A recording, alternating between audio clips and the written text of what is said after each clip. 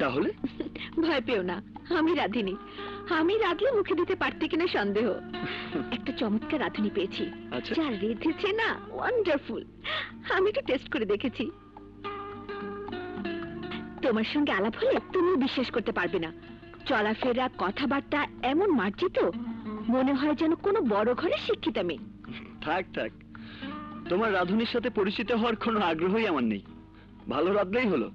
তবে সাবধান, ছবি টবি তুলে রেখো।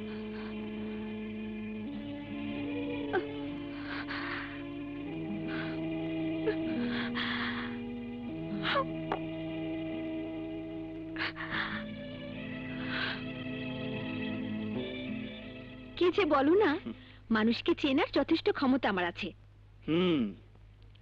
যেমন বিশালকে চিনেছিলে। এই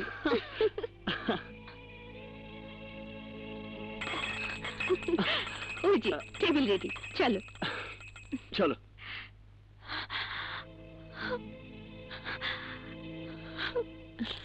বাপরে, এত কিছু! আইটেম দেখে চমকে যাচ্ছ? স্বাদ পেলে তো টেবিল ছেড়ে উঠবে না। নিজের ঘরে তো একদিনও তোমাকে রান্না করে খাওয়াতে পারিনি, এখানে এসে যে পাচ্ছি সেই তো অনেক। বাহ, সত্যি চমৎকার। আসলে বাড়ির রান্নার মজাই আলাদা। শুধু বাড়ির রান্না হলেই হয় না, যে রাধে তারও গুণ থাকতে হয়। আমি তো ভাবছি আমাদের সংসার হবার পরও ওকে রেখে দেব। না, আমার স্বামীকে সুস্থ রাখার জন্য আমি এখানে এসেছি। কি হলো, তুমি কিছু বললে না যে? সময় হলেই বলবো। কি হলো? বেশি খেয়ে ফেলেছি, আর পারবো না।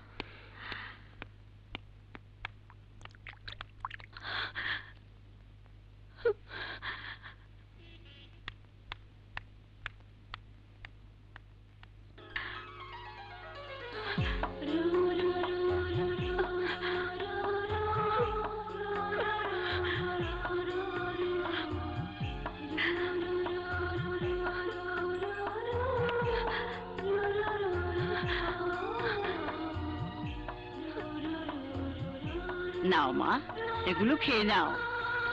স্বামীর খাওয়া খাবার খেলে ভালোবাসা বেড়ে যায়। নাও।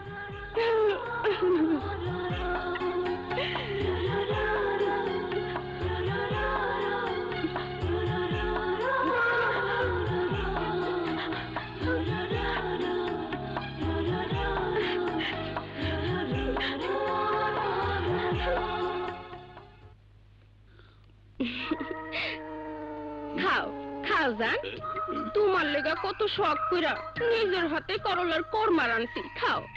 কি করলার কোরমা মানে? জানো, আমি নিজের হাতে রান্না করছি, খাও। কিন্তু করলার কোরমা কেমনে খায়? তাইলে তেঁতুলের কোফতা খাও। তেঁতুলের কোফতা? সর্বনাশ, তুই কি আমারে মারতে চাস নাকি? না না, মারতে চামু কেন? আমি তো তোমারে কত ভালোবাসি, কত প্রেম করি। শুনছি প্রেমে পড়লে মানুষ বিষও খাইতে পারে, আর তুমি আমার হাতে রান্না খেতে পারবে না। পারু, অবশ্যই পারমু। দে, আমার তুই নিজের হাতে খাওয়াই দে। দে, খাও জানো। আস্তে আস্তে দে। আরে খাও না। আরে গলায় বাইচা যাইবে তো। মজা না? খাও খাও। রান্না ভালো হয়েছে না? দেখতে খাওয়া লাগবে হয়। কি কইলাম, রান্না তো মজা হয়েছে না? না না না, পানি খাও পানি খাও, ঠিক হয়ে যাবো ঠিক হয়ে যাবো। আহারে যা, তাড়াতাড়ি খাও। বুড়ি আইয়া পড়ছে। কোথায় যাবো? দরজাটা খোল। কোন দিকে যাবো? ওরে আল্লাহ, দেরি করছিস কেন?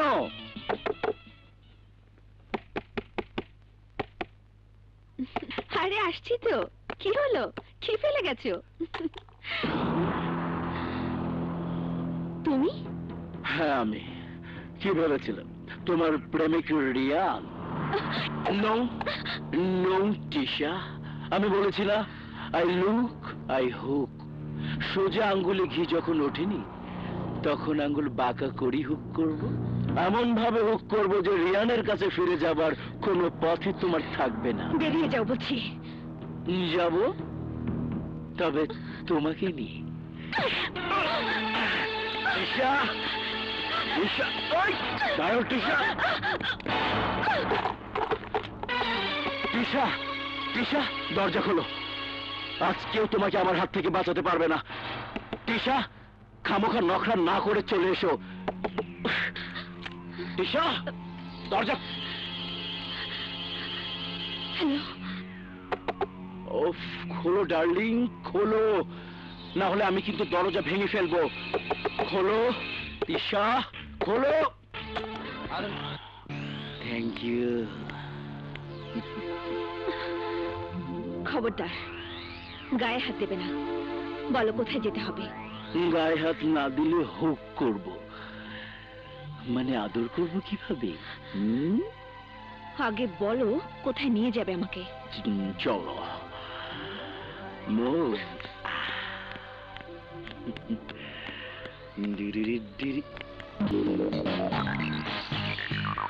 ওনাকে নিয়ে যেখানে যেতে চান সেখানে আপনার যাওয়া হবে না, কারণ আপনাকে আমাদের সাথে যেতে হবে যেখানে আমরা নিয়ে যাব। নাও মুভ।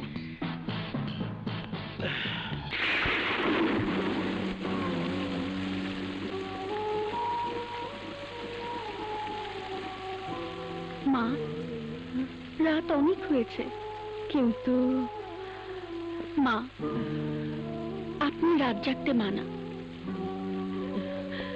রোজ তুই এভাবে। মা, স্বামী যখন আমার, তখন তো প্রতীক্ষা আমাকে করতেই হবে। আপনি করেননি? চলুন মা, ঘুমাবেন।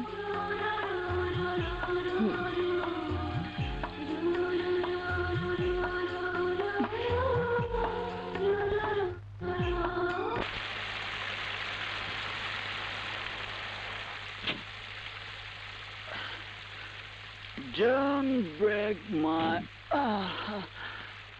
কি বোতলের মুখ খোলা নাকি?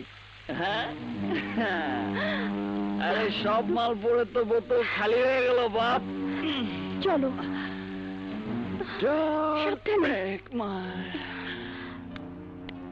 Don't break my heart. এ কোথায় এলাম? বাসায়। বাসায় কেন? আমি তো ভালোবাসায় যেতে চাই। নিয়ে যাচ্ছি। Good, very very good, very very good, very good. আমাকে ভালোবাসার কাছে নিয়ে চলো। ইউ নো, জীবনে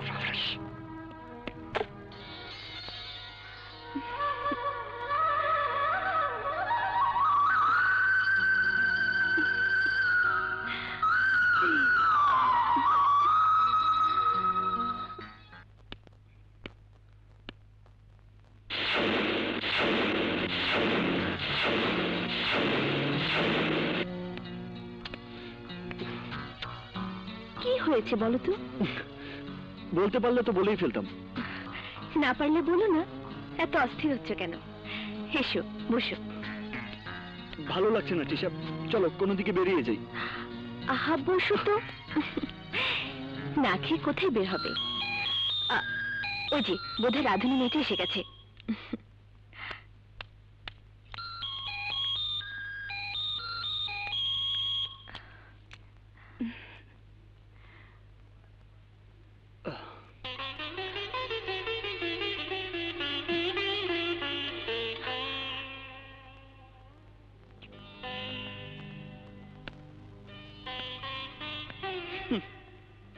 এই তোমার চলায় বলায় বড় ঘরের শিক্ষিতা মেয়ে।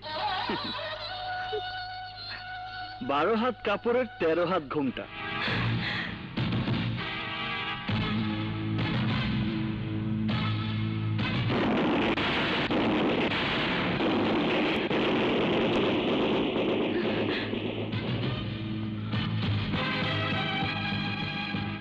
তুমি?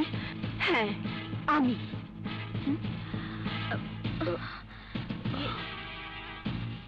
তুমি চেনো কি? চিনি মানে ওকে? হ্যাঁ। না না, আমি আমি কি করে ওকে চিনব?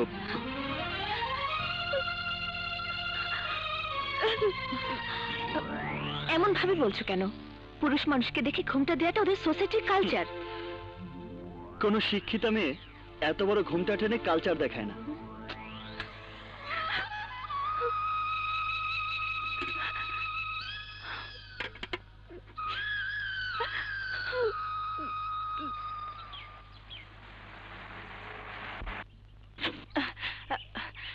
বেগম সাহেব, আপনি?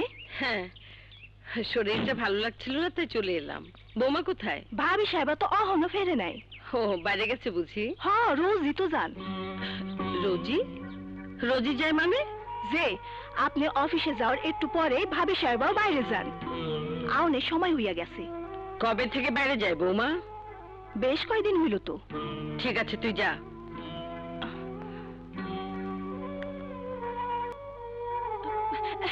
মা, আপনি? আপনি এই সময় বাসায়? শরীর ভালো তো মা? তুমি কোথায় গিয়েছিলে? একটু কাজ ছিল। কোথায়? আমার এক নতুন বান্ধবীর বাসায়। নতুন বান্ধবী? কে এমন নতুন বান্ধবী তৈরি হলো যেখানে তোমাকে রোজই যেতে হয়? তুমি না গিয়ে তাকেও তো এখানে আসতে বলতে পারো। আমাকে জানালে আমিও দেখতে পারি নতুন বান্ধবীটা কে। না মা, তাকে এখানে আসতে বলতে পারি না। অনেক নামি দামি মানুষ নিশ্চয়ই। এখানে এলে যার সম্মান চলে যাবে। মা, এর চেয়ে বেশি কিছু আমাকে জিজ্ঞেস করবেন না। আমি জবাব দিতে পারবো না। শুধু এটুকুই বলছি, সেখানে না গিয়ে আমার কোনো উপায় নেই। কেন? কেন উপায় নেই তোমার? বললাম তো মা, এর চেয়ে বেশি আমি কিছুই বলতে পারবো না। আমাকে মাফ করবেন।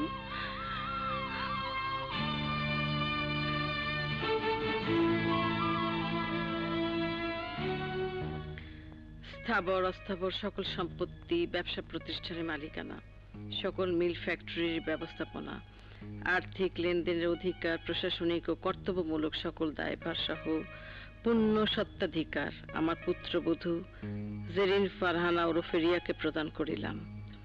এই দলিল আমি সজ্ঞানে সম্পূর্ণ সুস্থ শরীর ও মস্তিষ্কে স্বেচ্ছায় কোনো প্রকার প্ররোচিত না হইয়া সম্পাদন করিলাম।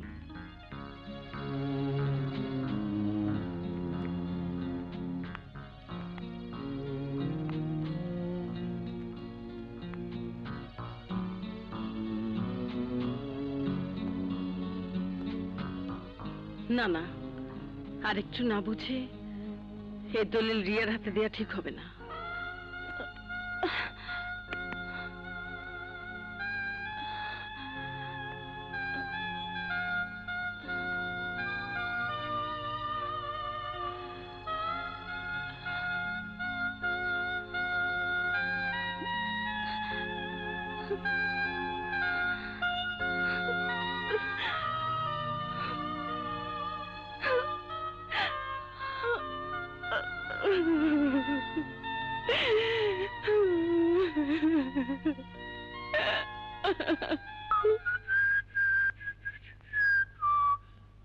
রিয়ান, কি বলবে জলদি বলো মা, আমার কাজ আছে।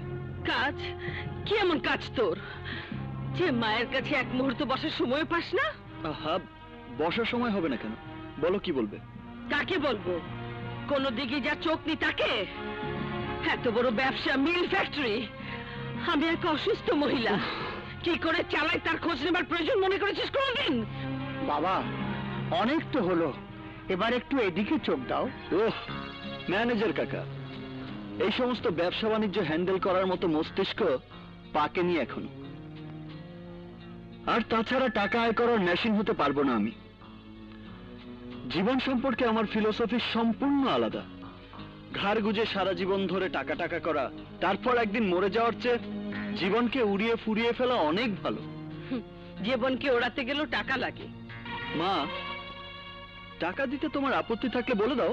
আমার কেন আপত্তি থাকবে? তোর বাবার টাকা তুই ওড়াবি, কিন্তু তার জন্য জানতে হয় টাকা কত আছে, কোথায় আছে, কিভাবে আছে। আরে সে তো অনেক বড় কথা। তুই তো এই ছোট্ট সংসারটা সম্পর্কেও কিছু জানিস না।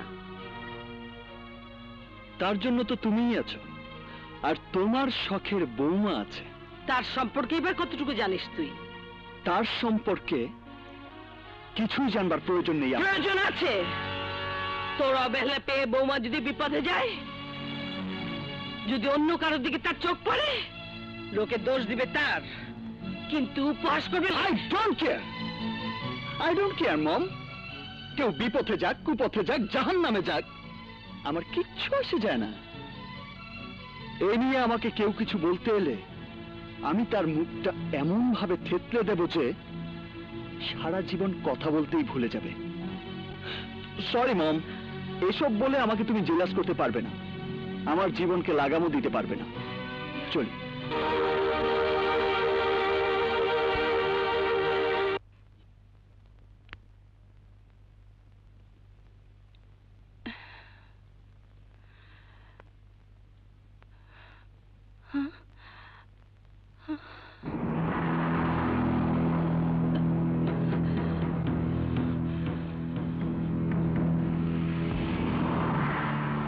কোথায় গিয়েছিলি? তুমি কখন এলে আব্বু? মা, আপনি অফিসে যাননি? অফিসে না গিয়েও তো তোর বাইরে যাওয়া আটকাতে পারেনি।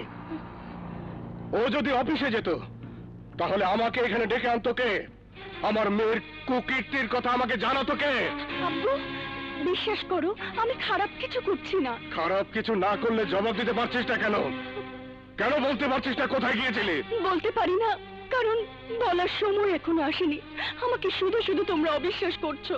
বিশ্বাসের মর্যাদা যদি না রাখতে পারিস তাহলে অবিশ্বাস তো করবই। আব্বু, চুপ কর। তোর মুখে আব্বু ডাক শুনতে আমার লজ্জা হচ্ছে। আমি কল্পনা করতে পারিনি কোনোদিন যে আমার মেয়ে এমন কোনো কাজ করবে যার জন্য বিবেকের কাঠগড়ায় দাঁড়াতে হবে আমাকে। বল কোথায় গিয়েছিলি? আমি বলতে পারবো না আব্বু। বলতে তোকে হবেই। পারবো না আব্বু, আমি পারবো না। তুই তো সেদিনের মেয়ে। কত পাকা পাকা অপরাধী এই কমিশনার কবির খানের চোখের দিকে তাকালে গড় গড় করে সব স্বীকার করে ফেলে। আমি কোনো অপরাধ করিনি আব্বু। Shut up!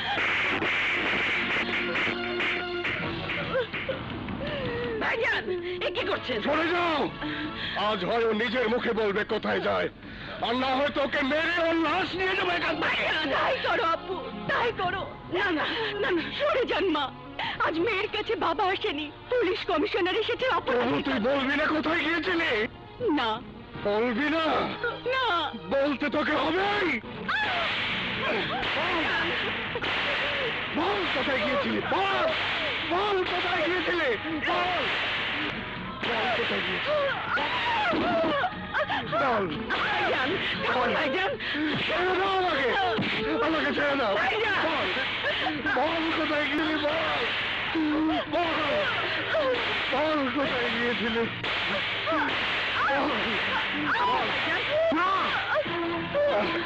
কেন মারছেন? কেন মারছেন আমার মাকে? মা আমার নিরপরাধ, নিষ্পাপ।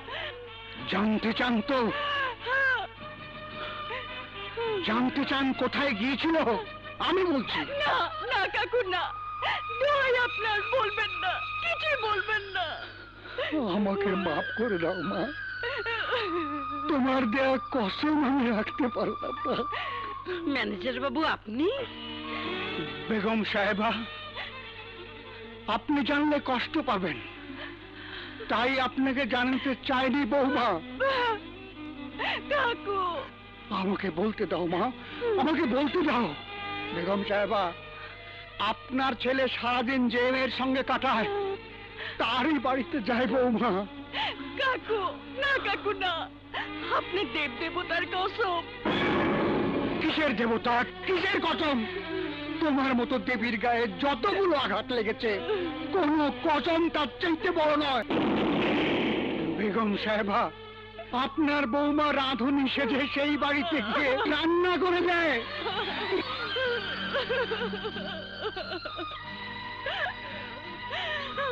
কি বলছেন ম্যানেজার বাবু? আপনার ছেলের জন্যে, আপনার ছেলের জন্য বেগম সাহেবা, বাইরের খাবার খেয়ে যাতে তার আলসার বেড়ে না যায় তার জন্যই টিশা নামের ওই মেয়েটির বাড়িতে রোজ ছুটে যায় রাঁধুনি হয়ে। আর তাকেই আপনারা সন্দেহ করছেন। কমিশনার সাহেব, আপনিও কি চেনেন না আপনার মেয়েকে?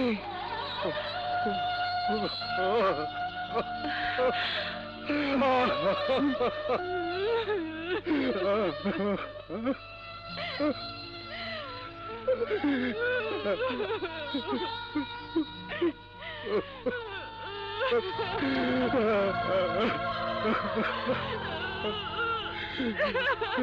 আমাকে তুই মাফ করে দে।